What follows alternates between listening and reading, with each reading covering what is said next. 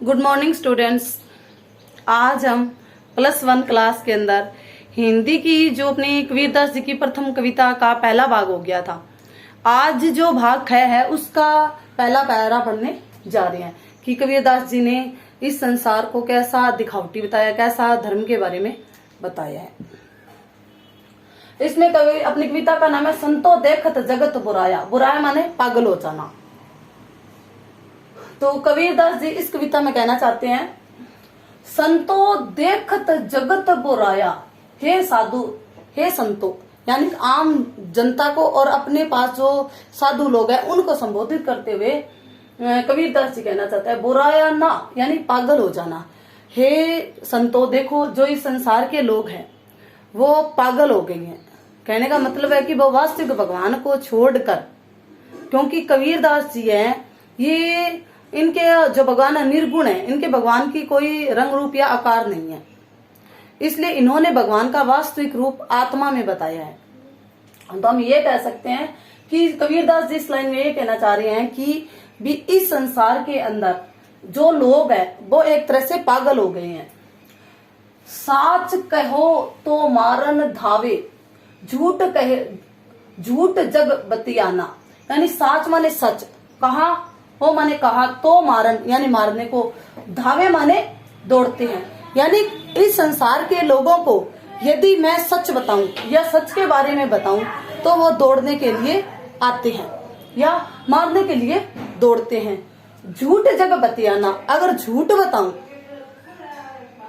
वास्तविकता ना बता के झूठा कहूं तो वो मेरी बात पर विश्वास करते हैं, अगर सच कहूं तो वो मेरे को ही मारने आते हैं। ये बात कही है इस लाइन में।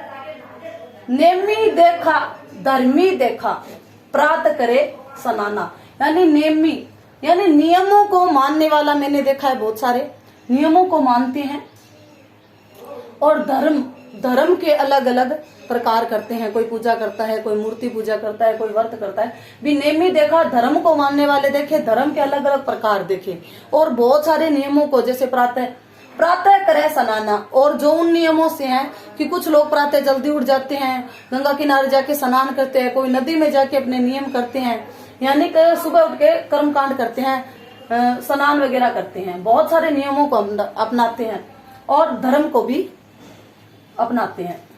आत्म मारी पखा नहीं पूछे, उनमें कुछ नहीं ज्ञाना। आत्मारी यानी उन्हें आत्मा का, यानी उन्हें स्वयं के बारे में या आत्मा के बारे में नहीं पता, या हम ये कह सकते हैं उन्हें भगवान की वास्तविकता के बारे में कुछ भी नहीं पता है। उन्हें कुछ भी नहीं पता कि भगवान हमारे आत्मा के अंदर है। वो तो बाहर भगवान को खोज रहे हैं, दुनिया के अंदर जाके भगवान को खोज रहे हैं, अलग अलग जगहों पर ढूंढ रहे हैं, लेकिन आत्मारी अपने आत्मा के अंदर जाके नहीं देखे, क्योंकि भगवान तो अपने पास होते हैं, उसके बारे में वो नहीं पहचान रहे या उसे नहीं देख रहे। बहुतक देखा पीर ओलिया, पढ़े किताबें कुराना। बहुतक यानी बहुत सारे, कबीरदास जी कहते हैं कि मैंने बहुत सारे धर्म के साधु संत या पीर लोगों को देखा है। कबीरदास जी कहना चाहते हैं कि मैंने धर्म के बहुत सारे ठेकेदार देखे, बहुत सारे साधु संत देखे, बहुत सारे पीर ओलिया देखे, और वो अलग अलग धर्म के अलग अलग किताबें पढ़ते हैं। पढ़े किताबें कुराना, कोई किताब रामायण पढ़ रहा है, कोई कुरान पढ़ रहा है, भी अलग अलग धर्म के अलग अलग पढ़ रहे हैं। कबीरदास जी कह रहे हैं कि वो बहुत अलग अलग कर्मकांड कर रहे हैं। के मुरीद तदवीर बतावे, उनमें वह जो ज्ञाना।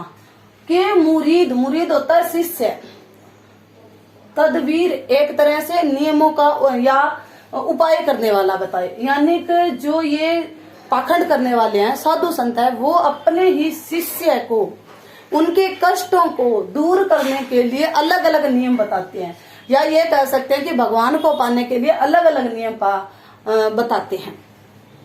उनमें वो है जो ज्ञान, उसके अंदर उनको वास्तव में या वास्तविक ज्ञान का उन्हें कोई ज्ञान नहीं है, उन्हें वास्तविक ज्ञान की कोई पहचान नहीं है। आसन मारी डिग धरी, डिम धरी, बैठे मन में बहुत गुमाना।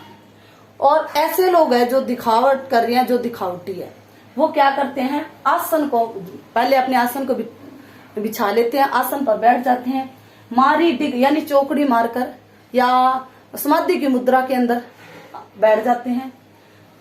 डिग मन में बहुत गुमाना, और ऐसे लोग धर्म को मानने वाले हैं जो वो अपने मन के अंदर बहुत गुमान करते हैं कि हमें बहुत ज्यादा भगवान का ज्ञान है, हम बहुत भगवान के करीब हैं।